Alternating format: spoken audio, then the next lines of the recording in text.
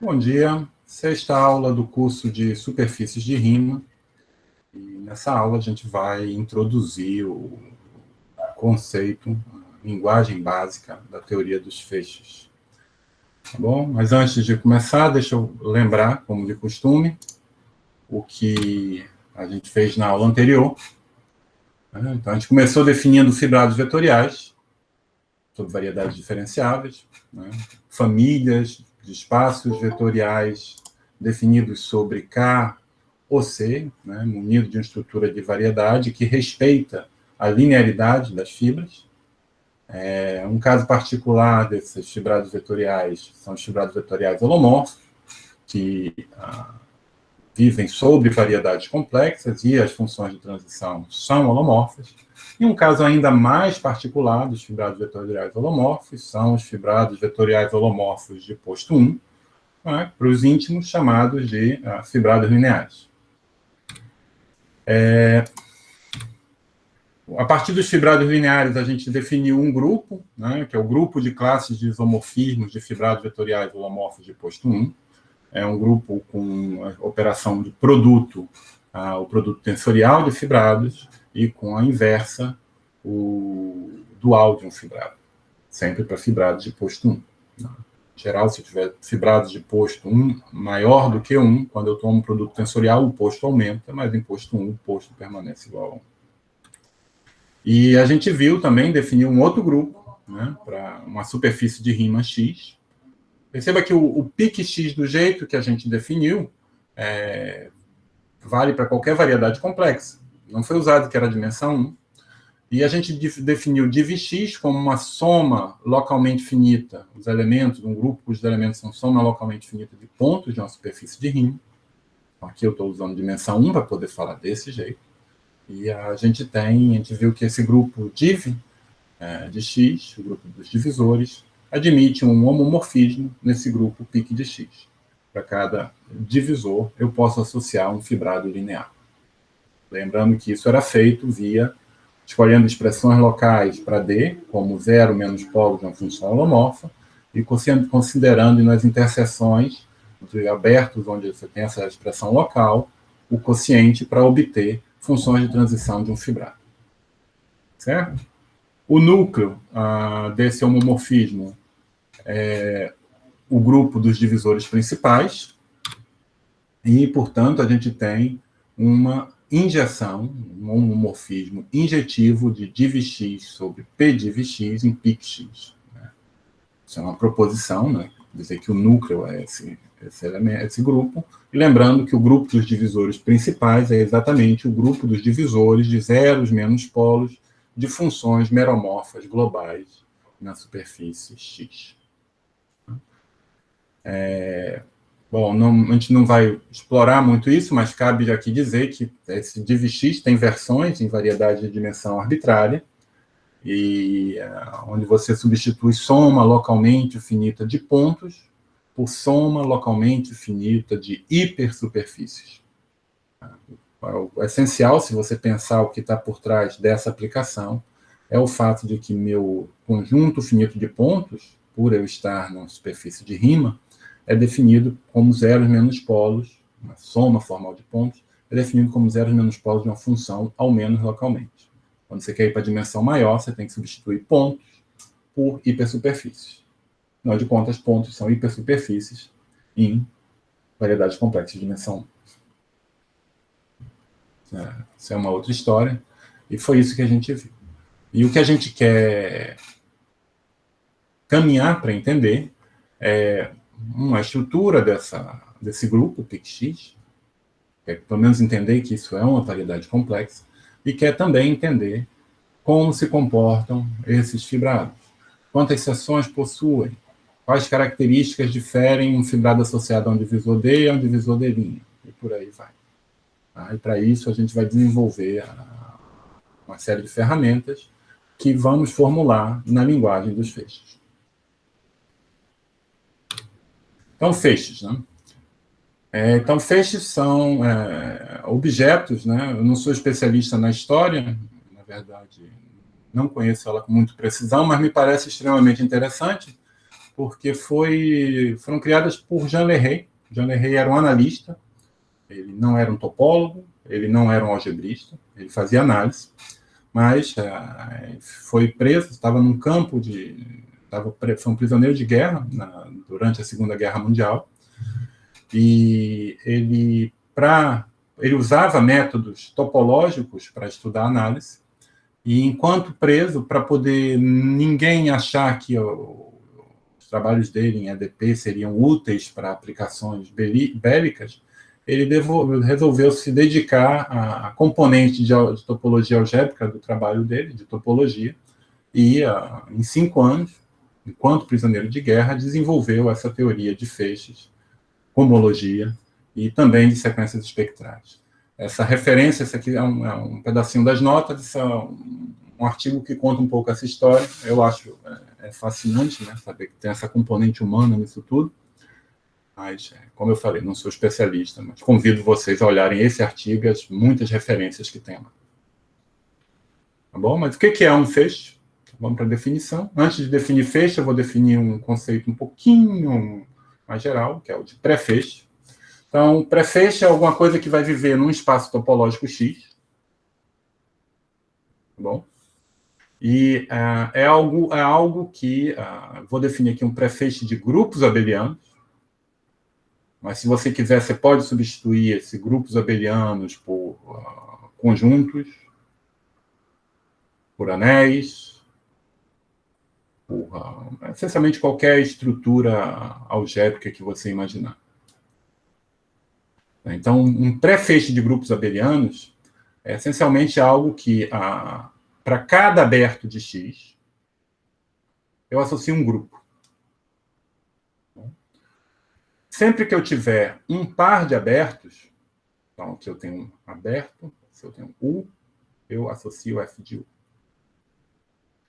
Sempre que eu tiver um par de abertos, V, U e V, com V contido em U, eu tenho um morfismo de grupos, que é chamado morfismo de restrição, que vai de U, restrição de U para V, que vai enviar um elemento desse grupo F de U num elemento do grupo F de V. Bom, esse é o dado desse pré-feixe, preciso desses dois dados, e eles vão satisfazer algumas condições. Então, a primeira condição é que o vazio, que é o aberto preferido de muitos, não é o meu, é o grupo trivial. Então, o grupo com apenas um elemento. Certo? E para todo aberto U, quando eu olhar para a restrição de U para U, isso é a identidade. E, finalmente, se eu tenho uma sequência de 3 abertos encaixados, né, se eu começo em F de U, restrinjo para F de V, e restrinjo para F de W, você pede que a composição, a restrição de F de U até F de W, coincida com a restrição de U para V, a composição da restrição de U para V com a restrição de V para W. Bom, então, lembrando, né, que isso aqui é uma definição, a gente está chamando essas coisas de morfismo de restrição para ficar coerentes com a nossa intuição, mas poderia chamar de qualquer outra coisa. Na prática, eles vão ser, de fato, morfismos de restrição, mas, na definição, a gente não está pedindo. Isso não... A gente não sabe. Bom, então, os elementos desses grupos, F de U, né, são o que a gente chama de seções do pré-feixe F sobre o aberto U. No caso em que U é igual a X, é o espaço topológico todo, a gente vai dizer que S pertencente a F de X, né, porque X é um aberto dele mesmo, é uma seção global do pré-feixe F. Agora, é sempre difícil de absorver o conteúdo exato de uma definição, né, quando ela nos posta assim de supetão, e a gente vê que essa definição não é suficientemente rígida para corresponder à nossa digamos, intuição sobre o que essas aplicações de restrição entre esses grupos deveriam satisfazer. Então, o conceito de feixe é um pré-feixe com algumas condições extras, na verdade, com duas condições extras, e que elas estão ditas aqui. Então, esse aqui chamado axioma da localidade, essencialmente a gente pode dizer que se eu tenho que seções que coincidem localmente, coincidem globalmente. Muito bonito em português, mas o que isso quer dizer? Como formular isso em matemática? Então, a gente vai dizer que um pré-feixe é um feixe se para qualquer aberto U de X e qualquer cobertura aberta de U, a gente tem as seguintes propriedades. Né? Eu tenho duas funções definidas no aberto, duas seções definidas no aberto U inteiro, e eu peço que essas seções, quando eu restringo para os abertos dessa cobertura, elas coincidem. Essa propriedade não é garantida por nenhum dos axiomas de pré-feixe. Eu estou impondo essa condição agora para ter um pré-feixe. Então, seções que coincidem em uma cobertura aberta, elas vão ser a mesma seção. E a outra condição é uma condição de como construir seções. Então, por exemplo, se você quer construir uma função numa variedade, você pode muito bem definir ela numa cobertura, assumir que nas interseções definir uma família de funções indexadas por uma cobertura, assumir que nas interseções essas funções coincidem, e aí você constrói uma função global, digamos assim, por colagem, garante a existência. E esse é o axioma da colagem, que se eu tiver uma coleção de seções indexadas pelo aberto da cobertura, e nas interseções essas seções coincidem, então eu tenho uma seção global cuja restrição, ou uma seção em todo U, cuja restrição aos abertos da cobertura coincide com nosso dado original. Então, uma coleção de seções locais coerente, ou seja, que coincidem nas interseções, determina a seção global. Certo? Então, aqui, como eu já falei, essa é a definição de pré-feixe. Aqui, a definição de feixe. E como eu falei aqui, a gente está definindo para grupos abelianos, mas a gente vai ter ocasião de mudar esses grupos abelianos para módulos, para anéis, etc. Essencialmente, se pede grupos abelianos, a gente coloca aqui, porque no segundo passo a gente vai definir esses feixes, e os feixes sozinhos não fazem muita coisa, vai precisar definir os seus grupos de cohomologia, e para definir o grupo de homologia, o grupo abeliano é meio que a estrutura mínima que você necessita para definir. A gente vai chegar lá na frente. Então, exemplos, né? Os exemplos, principalmente os exemplos naturais que a gente vai ver, que a gente vai utilizar durante todo o curso. Então, para qualquer grupo, anel, a gente vai considerar o feixe localmente constante. E a gente denota simplesmente pelo grupo, anel, o que for correspondente. Então, se eu tenho aqui, eu poderia, talvez fosse mais natural, denotar isso por Z de X, para lembrar que está definido sobre um espaço topológico. E como é que é feita essa associação? A gente simplesmente vai fazer Z de X de U como sendo Z. A mesma coisa para os outros grupos. Isso é um feixe de acordo com a minha definição. Então, não importa. É claro que eu tenho que fazer aqui... Desculpa, para aqui eu vou pegar o conexo. Vou definir Z de U como X. Como Z. Então, Isso é um feixe, tá certo? E eu vou ter as aplicações de restrição.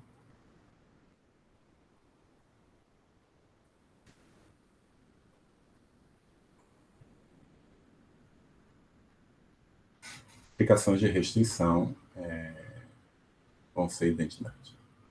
Sempre a identidade. Lembra que a gente só está definindo a aplicação de restrição quando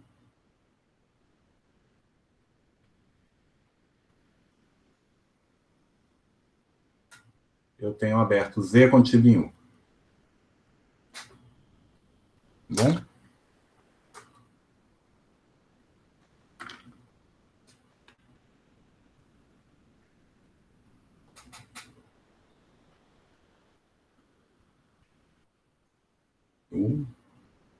Isso, a restrição.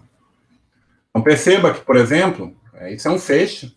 Então, se U é uma união disjunta de dois abertos, com U1 e U2 conexos, então o axioma da localidade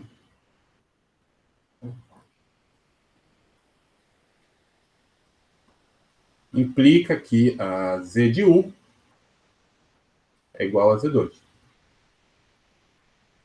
Z de 1 mais Z de U2. Né? Lembra, o axioma da localidade diz que se eu tiver seções locais que coincidem na interseção, então tem uma seção global. Como eu pedi que sejam disjuntos, não tenho interseção, não tenho nenhuma condição de compatibilidade para verificar, então seções locais viram seções globais. Tá bom? Bom, e aqui eu escrevi Z, mas eu poderia ter escrito C, eu poderia ter escrito R, poderia ter escrito C estrela, S1, é sempre a mesma coisa. Então, a parte desses feixes que vão ter seu papel no curso, a gente também vai considerar feixes de funções de vários tipos sobre a minha variedade. No caso, se a minha variedade X é complexa, é natural a gente usar as funções holomorfas, feixe das funções holomorfas. E aqui eu estou usando com a coerência com a notação que a gente já estabeleceu anteriormente. Isso aqui são as funções holomorfas.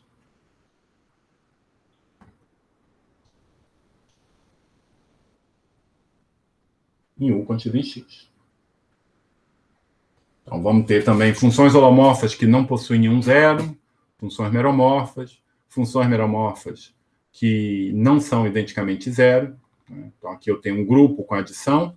Aqui, se eu pensar como feixe, posso pensar como um feixe de anéis ou de álgebras, mas se eu pensar, posso pensar como um grupo aditivo. Posso pensar aqui como um grupo multiplicativo. Aqui é um grupo aditivo. Aqui é o grupo multiplicativo. Também a gente pode pegar o O de XD, um fibrado linear holomorfo, e olhar para as suas seções. Ou pegar um fibrado vetorial E, olhar para as suas seções. Pegar as formas holomorfas, funções diferenciáveis, Q-formas diferenciáveis e formas diferenciais de tipo PQ, que a gente vai definir mais para frente. Então, eu tenho vários tipos de feixes, e essencialmente são esses, módulo algum esquecimento, são os feixes que vão ter maior interesse para a gente. Tá bom? Então, essa definição que pode soar esotérica e permite fazer coisas patológicas, não vai ser nosso foco, a gente vai trabalhar com feixes muito concretos. Bom, como eu falei, eu preciso de uma série de definições. A gente meio que está se alfabetizando nessa linguagem e a gente precisa falar do que eu chamo de talo de um feixe, de um pré-feixe. Tá certo? Então, o talo de um pré-feixe é a seguinte construção, é um talo sobre um ponto X, então eu vou fixar um ponto X na minha variedade. Perceba que aqui o feixe é um conceito da topologia. A gente só precisou saber o que são abertos de X. Então, X aqui, nesse caso, é só um espaço topológico. E se eu tenho um pré-feixe sobre X, eu defino o talo de F sobre X como a união disjunta das seções de F sobre abertos Us que contém um ponto X dado. Bom? E eu vou fazer uma identificação onde uma seção S1 no aberto U e a seção S2 no aberto V, eu vou dizer que elas são equivalentes se, e somente se, existe um aberto W contido na interseção e contendo X, tal que a restrição de U para W de S1 é igual à restrição de V para W de S2.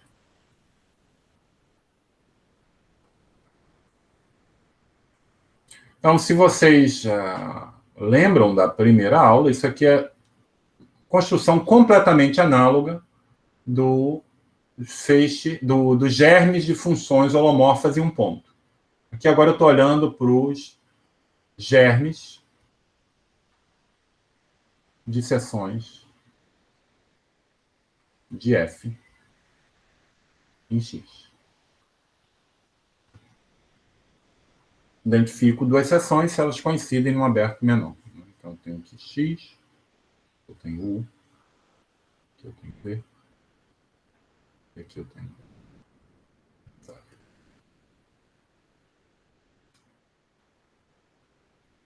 Então, aqui lembrando, né, que a gente já viu um exemplo dessa construção do curso. A gente começava com feixe de funções holomorfas de uma variedade e considerava os germes de funções holomorfas em X. Tá certo? Muito bem. Eu quero comparar os pré-feixes. Tá? Então, é natural, né? Se a gente lembrar que se eu tenho dois pré-feixes de grupos abelianos, parece natural dizer que um morfismo entre dois pré-feixes é uma coleção de aplicações indexadas pelo aberto de X que são compatíveis com a restrição. Então, não tem nada inesperado aqui, é meio que a definição que se impõe pelas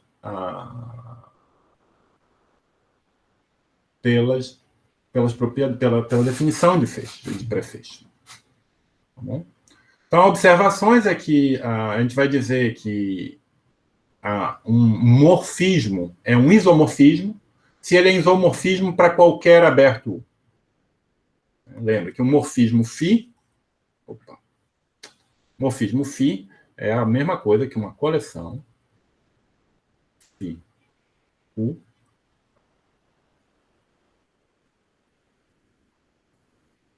indexada por abertos de U, abertos de X. Bom, eu vou dizer que essa coleção, que esse sujeito é um isomorfismo, se cada um desses elementos é um isomorfismo. E uma outra observação também é que, como por definição, esses morfismos são compatíveis com a restrição, a gente vê que um morfismo φ induz um germe de morfismo entre f de x e g de x. Isso aqui são os talos. Eu esqueci de dizer isso em inglês, é chamado de stalk. Tá bom?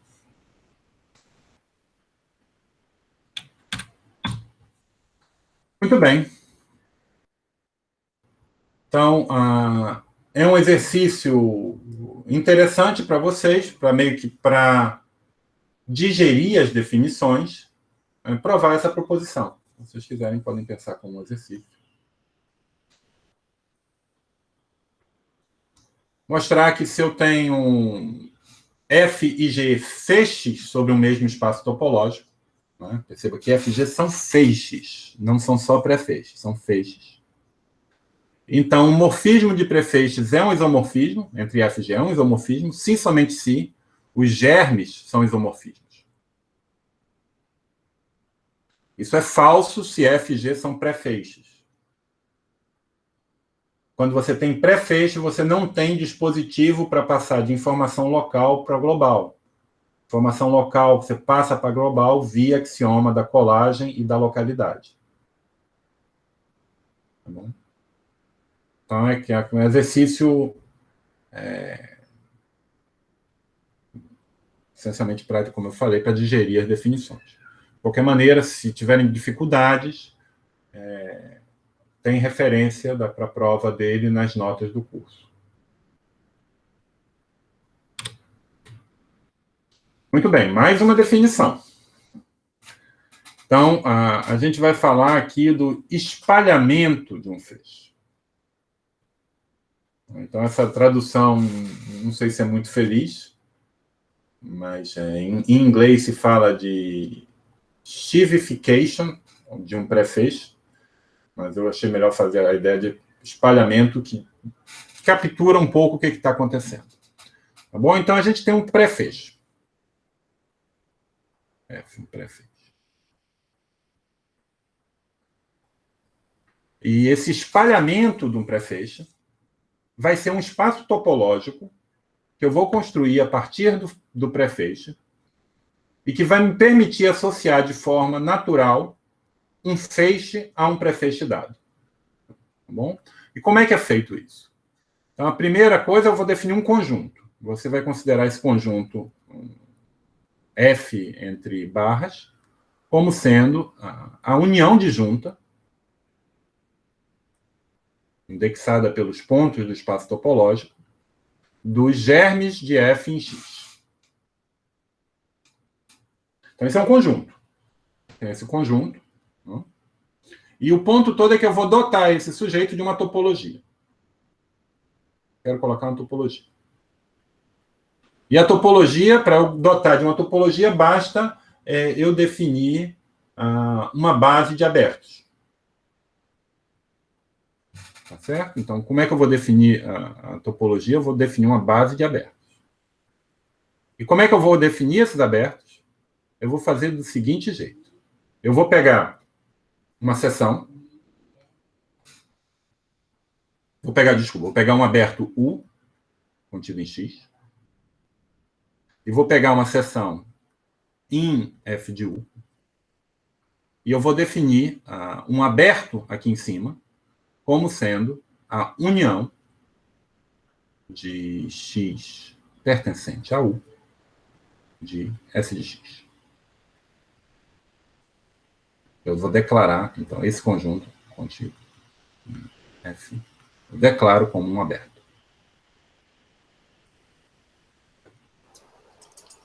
Por definição. Jorge, você está indexando as seções pelo ponto, não pelo aberto? Eu tenho uma seção. Eu fixo U e fixo S. Tá certo? É uma seção só. Eu fixei uma seção apenas definida, uma seção local, definida no aberto U. E agora eu vou dizer, vou declarar, né, que para cada ponto de U, eu posso pegar essa seção que eu fixei e olhar o germe dela no ponto X. Isso é um ponto desse conjunto. E eu estou declarando que a união dessas seções, desse germe de seções, todas vindo da mesma, é um aberto. Tá bom? E eu vou considerar a topologia gerada por esses abertos. É desconcertante. Se você tentar fazer um desenho, eu não vou nem ousar fazer um desenho em caso muito complicado, mas o que você pode ver dessa definição, ela é tão estranha, que, na verdade, se você olhar para a projeção natural de F no conjunto X, no espaço topológico X, munido dessa topologia, essa aplicação é um homeomorfismo local.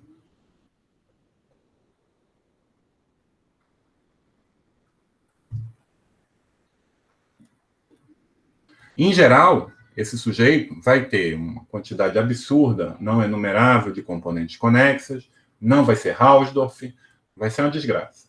Mas, de qualquer maneira, ele é localmente homeomorfo a X. Vamos fazer alguns exemplos. Vamos fazer um exemplo bem simples. Jorge, desculpa.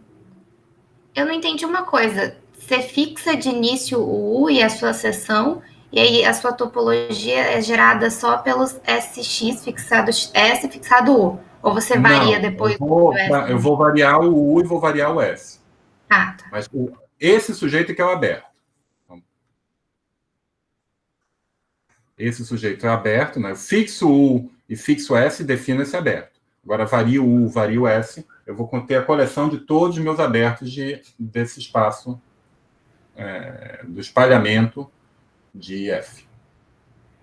Ah, tá, entendi. Então, uma seção e o U dá um aberto, tá? Isso. Então, talvez seja melhor eu escrever assim, né? Dado U e dado a seção S, temos aberto, que é essa coisa. Tá bom?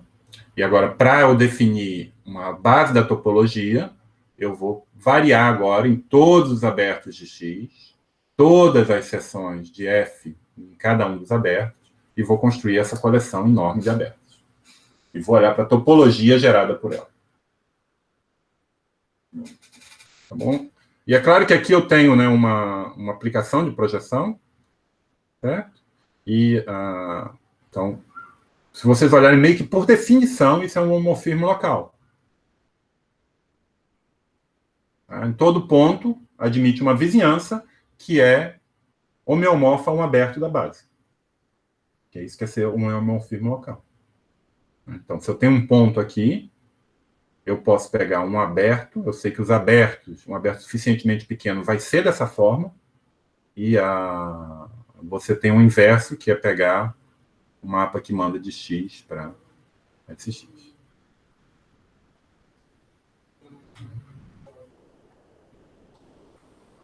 Deixa eu fazer um exemplo que talvez ajude. Então, eu poderia ter definido esse exemplo antes. Deixa eu fazer um outro exemplo, começar com um exemplo mais simples para analisar essa coisa aqui. Então, começa com um feixe, qualquer um daqueles seja G um grupo.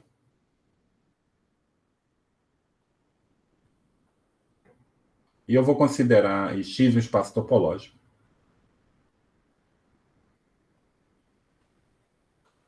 E considera a G X um feixe localmente constante.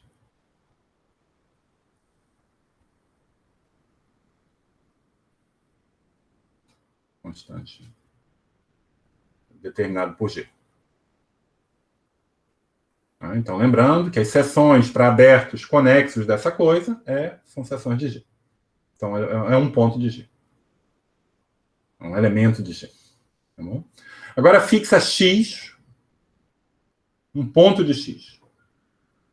Eu posso definir um outro feixe, que é o feixe arranha-céu sobre X.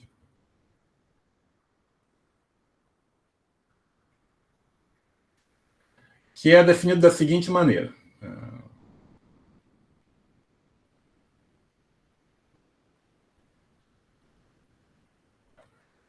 Para eu dizer o que é um feixe, eu tenho que fazer o quê? Vou chamar isso de GX. Para eu dizer quem é o feixe, dizer quem é um feixe, o que eu tenho que falar? Um feixe é dado pelo quê? Aplicações de restrição e uma coleção de grupos. Tá bom? E eu vou escrever assim, ó. Se eu pegar um aberto U qualquer, eu vou dizer que G de X é G se X pertence a U. Caso contrário, vai ser o grupo trivial. Então, se quisesse escrever zero, eu estou escrevendo zero porque a gente está falando de grupo determinado por G, grupo abeliano. Estou falando de um grupo abeliano. Normalmente a gente escreve grupo abeliano com notação aditiva, então por isso que a gente bota zero. Mas se você quisesse botar aqui só identidade ou também. Mas eu espero que esteja claro. Tá certo? E então, como é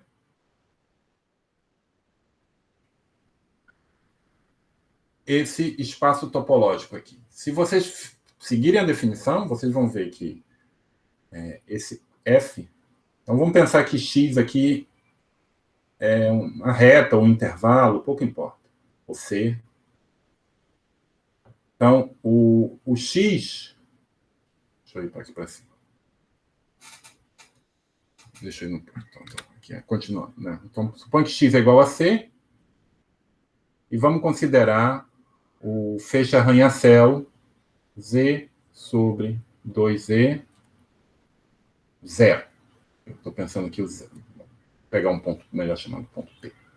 Pega um ponto P pertencente a C qualquer. Na minha anotação anterior, eu estava colocando o X como subíndice aqui, mas vai ficar horrível. Vamos pensar só isso aqui. Ó. Então, esse aqui é o feixe arranha-céu.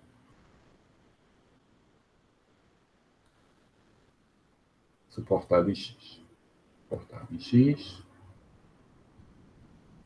Em P, desculpa. Com grupo Z sobre 2Z.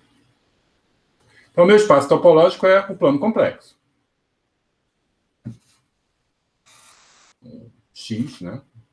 É o plano complexo.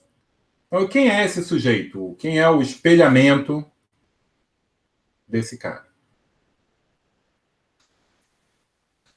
Então, perceba. Se eu tenho um ponto que aqui está meu ponto P. Fora do ponto P, o único germe de seção que eu tenho fora do ponto P é o germe de seção trivial. Né? Lembra que esse sujeito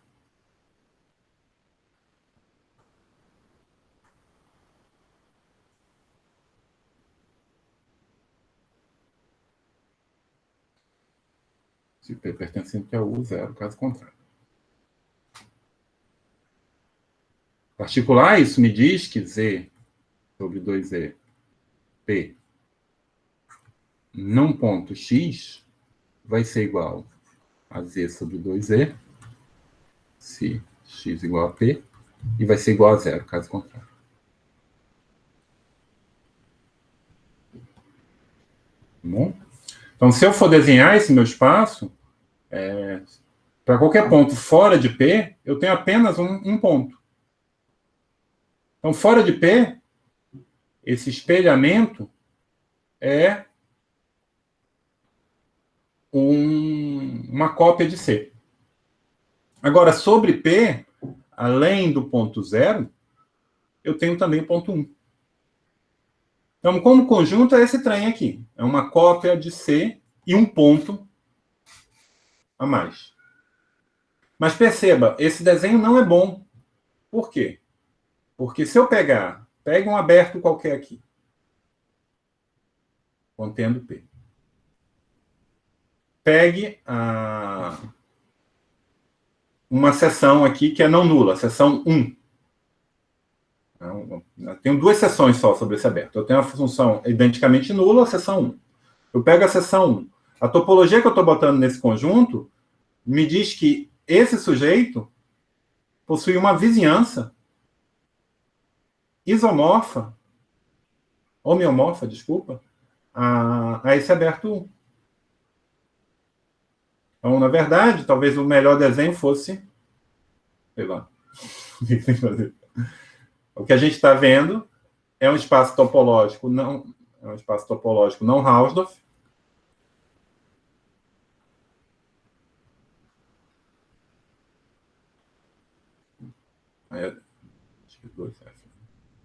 E é o que é a reta complexa com duas origens. Um exemplo que a gente viu, acho que talvez na primeira aula. Tá bom? Então, ele, por um lado, é um espaço simpático, localmente homeomorfo a X, mas, ao mesmo tempo, vai ter... E, é claro, aqui eu peguei um grupo bastante simples. Eu convido vocês a imaginar, por exemplo, se eu pegar X igual a reta, e pegar como feixe as seções sem infinito, por exemplo, ou seções contínuas. Vocês devem ter visto no curso de análise que eu tenho, por exemplo, uma função que a gente usa para construir partição da unidade, né? Que tem aqui todas as derivadas na origem igual a 0. Né? Um exemplo de função que não é analítica mas ainda assim ser infinito. Essa função, essa aqui é uma seção. Se eu olhar para essa função aqui, que eu desenhei o gráfico, ela vai ser uma seção desse feixe, mas qualquer vizinhança dela vai intersectar a vizinhança da função constante igual a zero. Principalmente em torno desse ponto. Se eu pegar, né, o ponto, o germe dessa função, aqui eu tenho uma função com gráfico, aqui é o gráfico de f. Se eu pegar uma função com essa propriedade, né, plana aqui no zero, todas as derivadas iguais a zero. Então, se eu olhar o gráfico de f, ou que é simplesmente identicamente zero na parte negativa de r, se eu olhar para o f, então chama esse aqui de x minúsculo, o germe de f em x, então qualquer vizinhança contendo esse sujeito, né, um ponto de ser infinito, x, então qualquer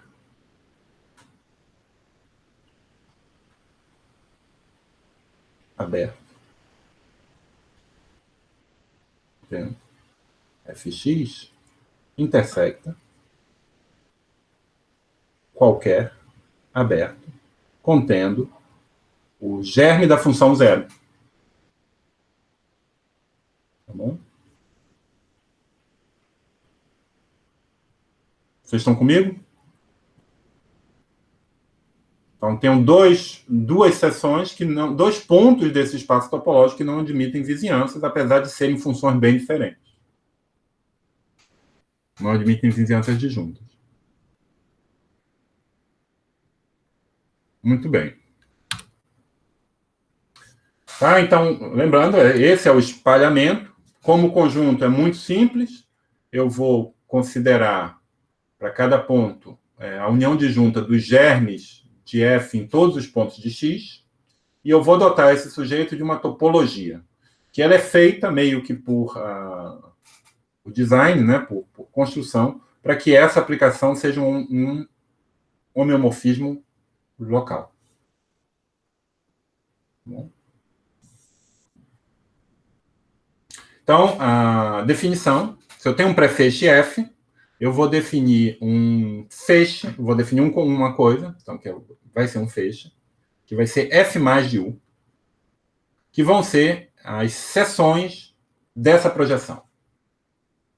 Então, esse cara vão ser as seções S de U para F, contínuas, né? E satisfazendo tais que π composto com S é igual a identidade.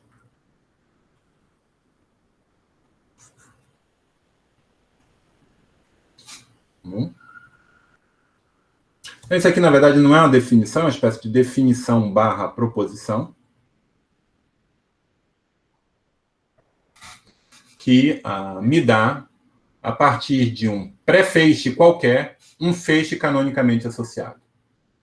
Eu começo com pré-feixe. Associo esse espaço topológico, né?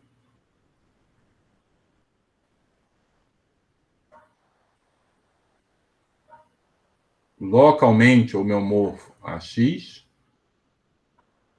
e depois eu associo um cara que vai ser um feixe, olhando para... Aqui eu faço daqui para cá olhando para germes, e daqui para cá olhando para seções. Tá bom? Então, acreditem, uma vez que são espaços de seções de um feixe, não é difícil ver que esse sujeito é, de fato, um feixe, né? Porque são seções de um mapa entre espaços topológicos. Isso vai satisfazer, pelo fato de serem seções, vai satisfazer a localidade e colagem. Na verdade, agora a gente está entre uma aplicação contínua entre espaços topológicos. E você vai... essas propriedades naturais vão dar essas definição mais proposição, mas que essencialmente não tem nem prova, né? É realmente simples. Tá bom?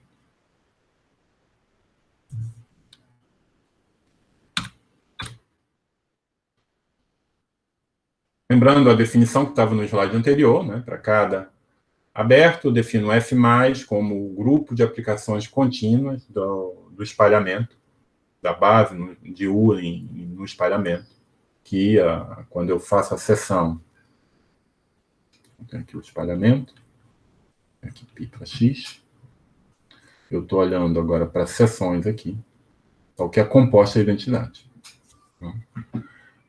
Então, essa coleção é o que a gente chama de feixe associado ao pré-feixe.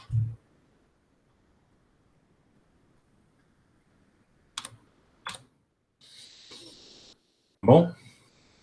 Bom, e é uma construção natural, né?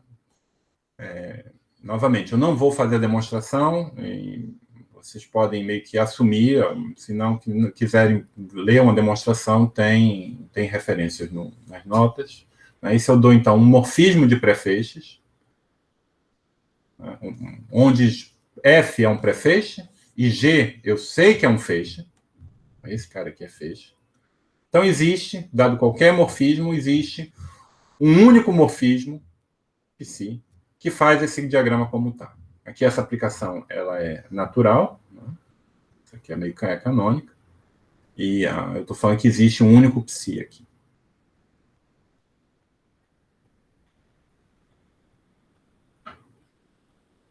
Lembra que, pela definição do F+, aqui eu vou ter essa aplicação existe, né? E não tem escolha para definir a canônica.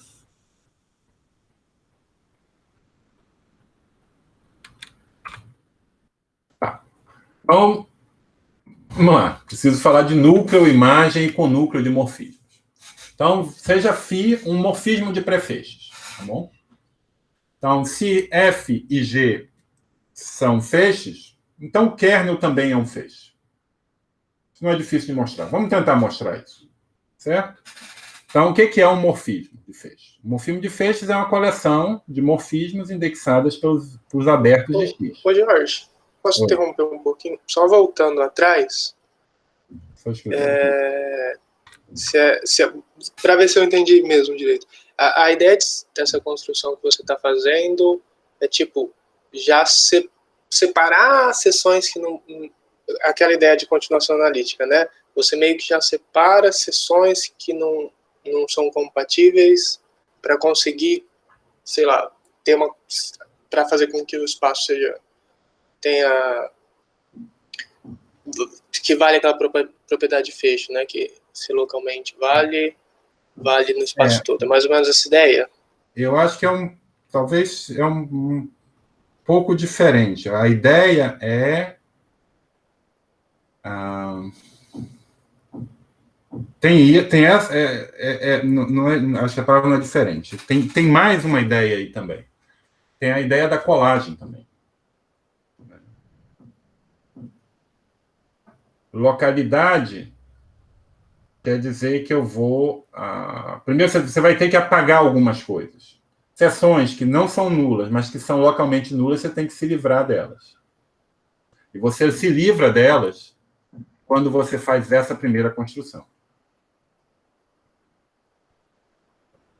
Isso não vê seções globais, só vê germes de seções. Então, quando você passa para união disjunta de germes, isso aqui você apaga, você esquece seções localmente zero. Porque você só está olhando para propriedades locais de seções. Se você tinha uma seção global que ela é zero numa cobertura, quando você passa para o germe, ela vira uma união de zeros. Tá bom? E, então, isso é o que vai garantir que você vai ter localidade.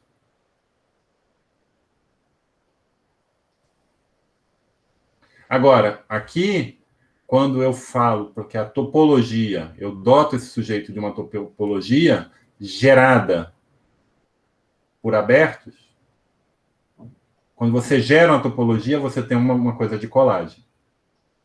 Né? Se você tem uma união de abertos, isso também é aberto. Isso é um axioma de colagem, se você quiser. E, portanto, quando eu olho para a topologia gerada e defino esse sujeito como seção, isso me dá a habilidade de garantir o princípio da colagem. Então, essa primeira parte você se livra das seções que são localmente zero, para garantir localidade, e é isso que vai te permitir o fato de eu estar pegando seções junto com a topologia gerada, isso que vai permitir o axioma da colagem. Garantir que o axioma da colagem é satisfeito.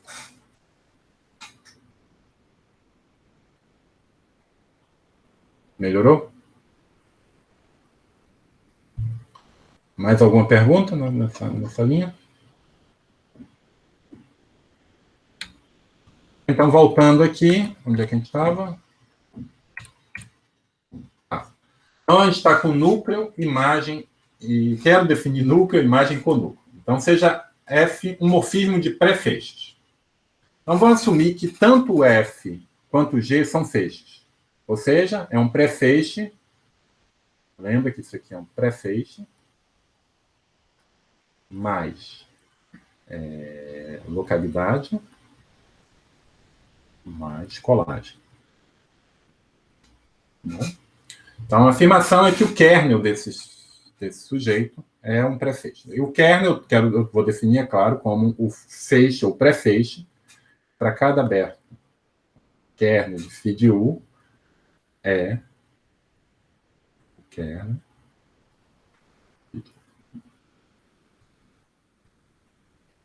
Então, para cada aberto desse, eu posso considerar um subgrupo de f de U, que é o kernel dessa aplicação, e eu vou declarar que isso é o feixe, as seções do feixe kernel φ no aberto U.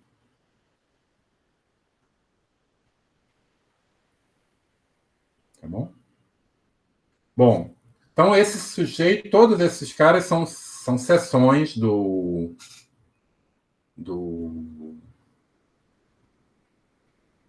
de f de U, né? Os elementos do kernel de φ de U são seções de f de U, são elementos de f de U, então são seções de f no aberto U, e, portanto, satisfaz automaticamente localidade porque f é um feixe. O fato que f é feixe, implica que kernel de φ satisfaz localidade. Lembra, uma seção desse sujeito é uma seção de F. Tá bom?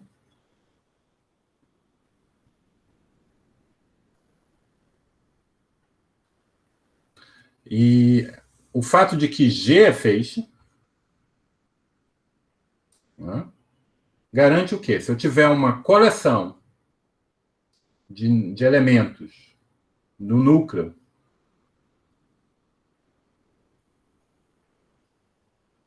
como é que é?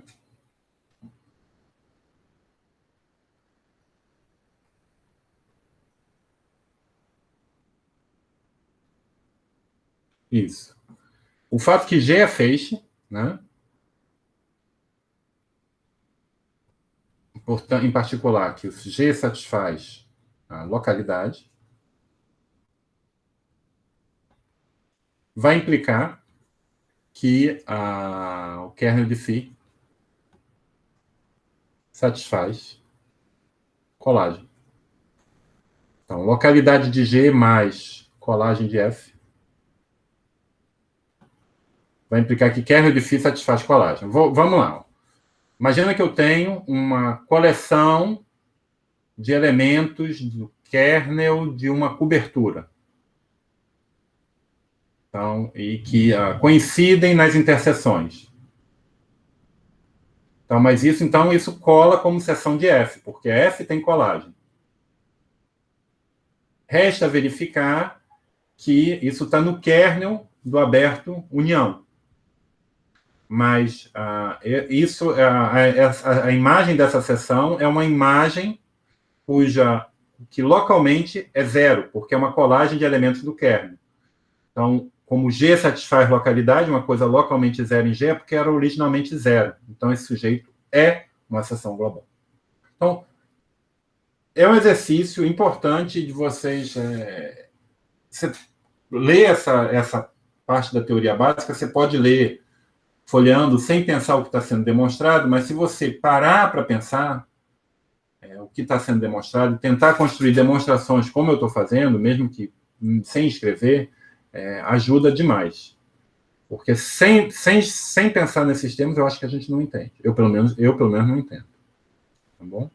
E caso vocês queiram treinar escrita, é um belo exercício de estilo e de escrita de matemática. Mas conteúdo, essencialmente, é tudo das definições diretamente.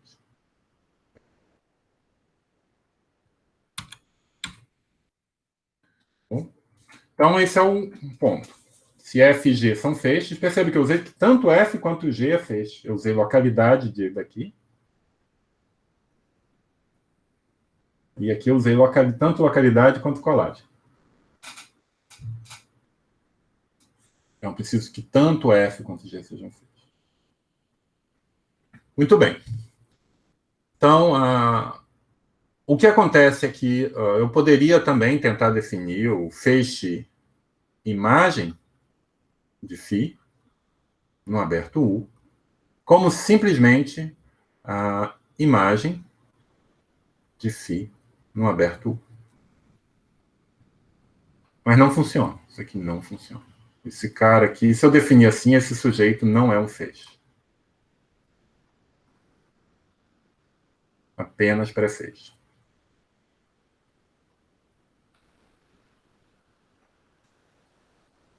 Certo? E deixa eu fazer um exemplo antes da gente ver a definição. Vamos considerar o C estrela. Esse vai ser meu espaço topológico. E eu vou considerar a aplicação que vai de OX, funções holomorfas em C estrela, em funções holomorfas em C estrela que nunca se anulam. Então, aqui eu estou considerando como grupo abeliano, funções holomorfas com adição, e aqui eu estou considerando funções holomorfas que nunca se anulam com multiplicação. E a aplicação que eu vou considerar é exponencial. Vou enviar uma seção f na exponencial de f.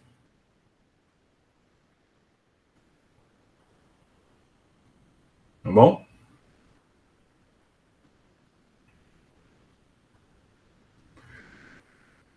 Perceba que considera que nesse cara, então, sobre O de x, estrela x, vamos considerar a função x.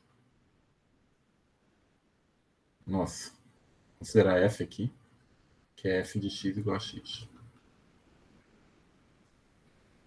Tá certo? Então, isso é uma função. Nunca se anula, né? Porque a origem não está em x.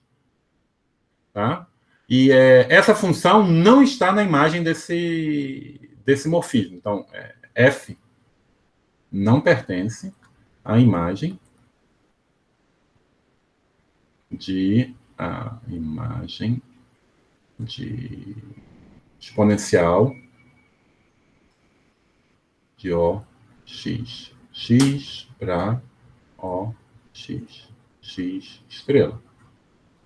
Né? Se ela tivesse na imagem, a pré-imagem seria o logaritmo. E o logaritmo não é uma função holomorfa definida em C estrela. Eu tenho que tirar uma semi-reta para poder definir ela. Tá bom? Mas, ao mesmo tempo, se eu tomar uma cobertura por abertos simplesmente conexos, exponencial de f, f, essa função aqui, f de x igual a x, pertence,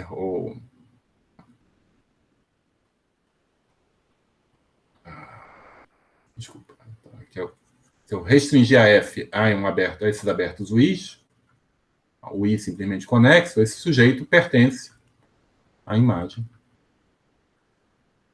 de O de X UI em O de X estrela UI.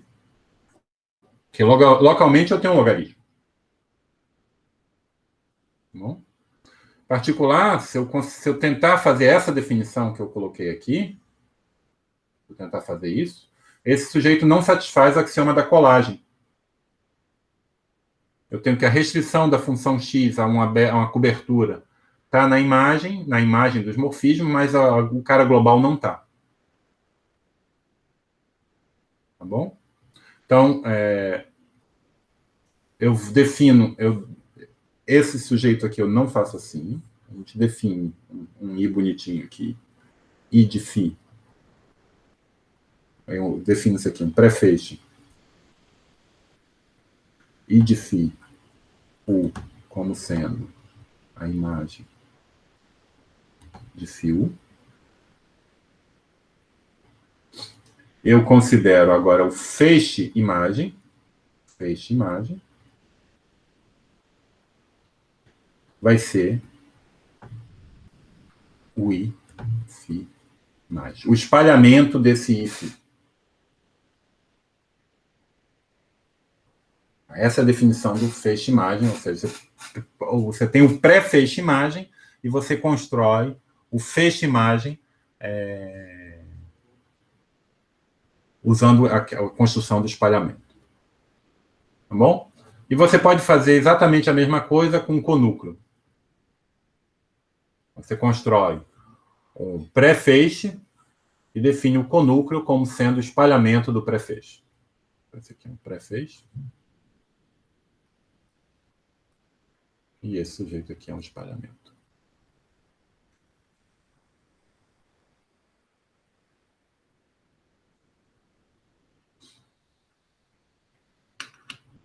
Tá bom?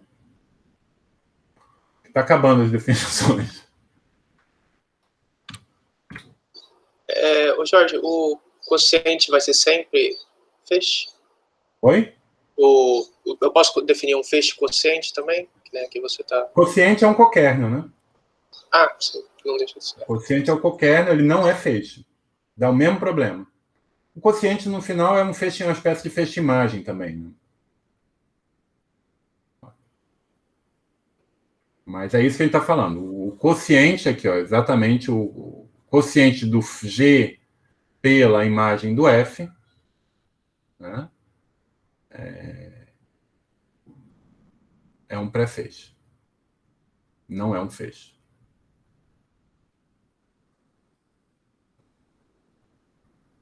Esse exemplo aqui...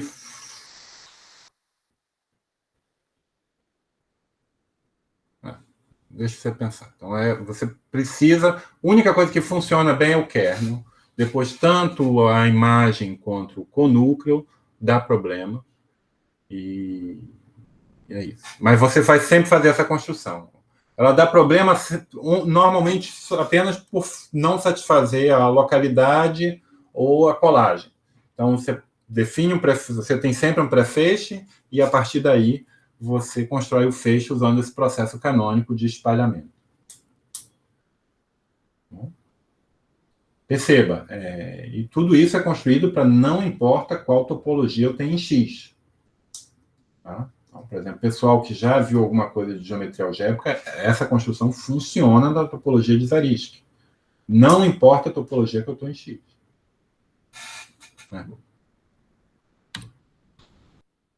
Sequência exata.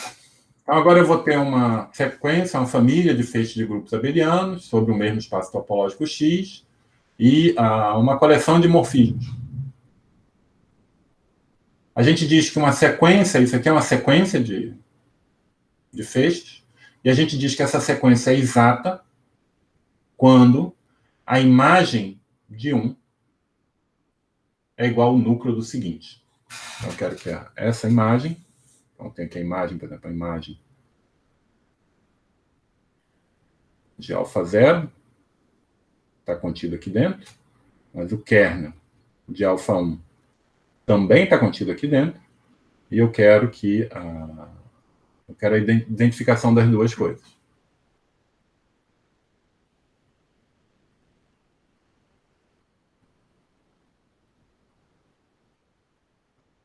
Tá bom? Uma coisa que talvez eu não expliquei aqui, mas deixa eu insistir, é que esse sujeito, ele naturalmente é um subfeixe de G. Quando a gente faz essa construção, dá a impressão que a gente mudou completamente o espaço que a gente está considerando, mas não. O fato de que G é um feixe vai me dar um mergulho natural da imagem de Φ dentro de G. Simplesmente porque se eu tenho um feixe e faço a construção do espalhamento, eu olho para as seções, eu obtenho um feixe que é isomorfo ao feixe G. E é isomorfo canonicamente, sem escolhas envolvidas.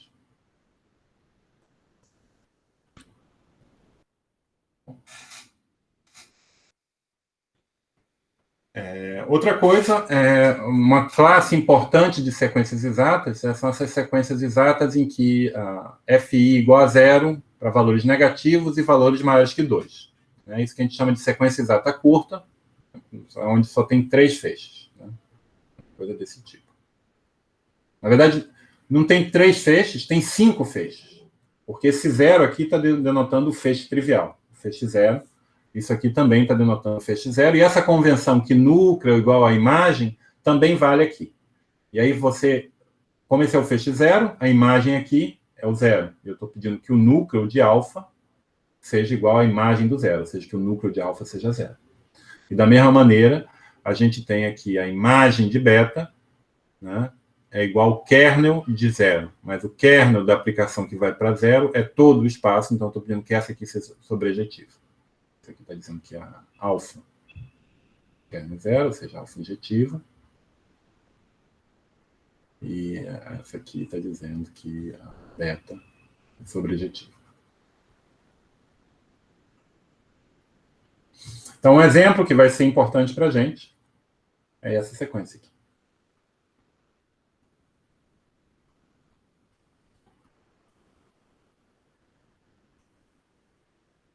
Onde aqui eu mando a exponencial e aqui a multiplicação por 2π. Se eu pegar uma função holomorfa, cuja exponencial dá o elemento neutro do grupo multiplicativo, que é o 1, quer dizer que ele é um múltiplo inteiro de 2π. E aqui a gente bota o 1 para lembrar que... Você poderia botar 0 também, uma questão de convenção, mas simplesmente para lembrar que eu estou considerando aqui a estrutura multiplicativa. E o grupo abeliano trivial com estrutura multiplicativa é o grupo 1, enquanto o grupo abeliano trivial com estrutura aditiva é o grupo 0. É claro que isso é só uma convenção. Esse cara é o mesmo grupo que aqui, né? 0 e 1 estão a mesma coisa, mas simplesmente aqui para lembrar que aqui é multiplicativo e aqui é aditivo. Aqui também é aditivo. Bom? Então, esse é um exemplo vai ser extremamente importante, que vai responder a maior parte das nossas perguntas sobre a variedade de Picard de X, sobre o grupo de Picard de X. Tá bom? Então, isso aqui é a chamada sequência exponencial.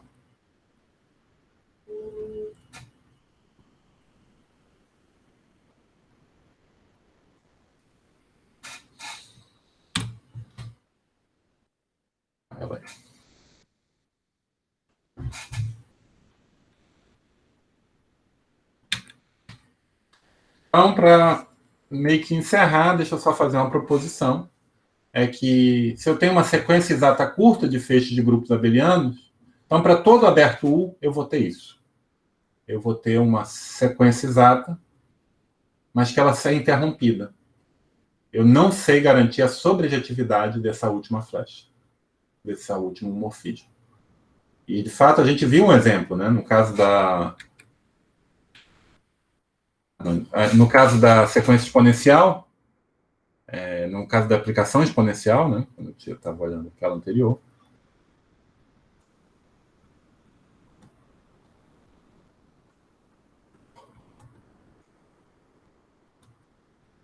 eu não tenho, em geral, sobrejetividade dessa flecha quando eu vou para Então, isso aqui eu sei que é sobrejetivo, como sequência de feixes, mas quando a gente passa para um aberto, você não tem sobrejetividade.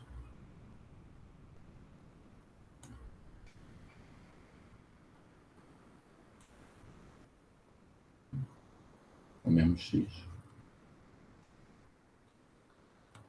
Quando x igual a C estrela, essa flecha aqui não é sobrejetiva.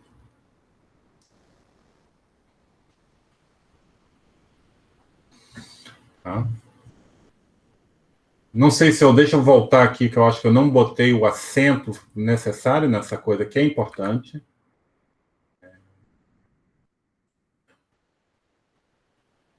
Então, só para ficar claro, eu sei que uma sequência, que uma aplicação φ de f para x, um morfismo de feixes, isso é injetivo, se somente se, φx é injetivo, para qualquer x, e é sobrejetivo, se somente se, φx é sobrejetivo.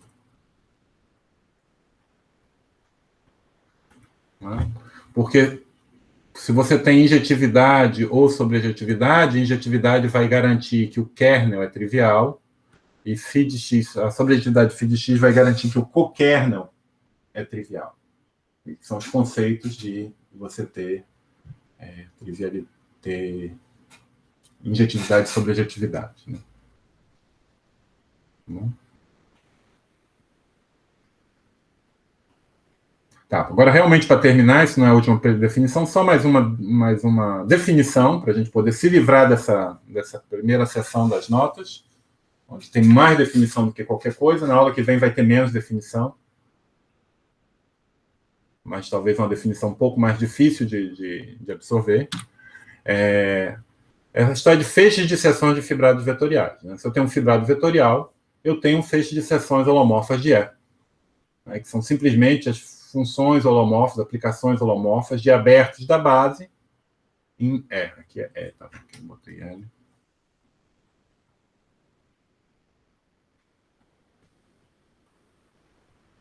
E, como vocês podem imaginar, essa é um feixe que joga um papel importante na teoria na geometria complexa. E o que é curioso é que esse feixe, né, o conjunto das seções, ele é um grupo, mas é mais do que um grupo, é um espaço vetorial também, em geral de dimensão infinita, né? De dimensão infinita, se sei lá, U tem funções suficientes, mas ele, além de ser um espaço vetorial, ele é um O de x de U módulo. Eu posso multiplicar uma seção por uma função holomorfa, para obter uma outra seção. Estou usando a estrutura de espaço vetorial fibra a fibra. Então, esse é um feixe de O módulos. É um feixe de módulos sobre um feixe de anéis. Esse aqui é um feixe de módulos.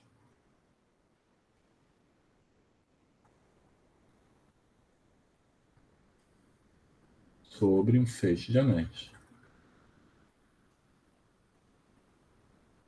Certo?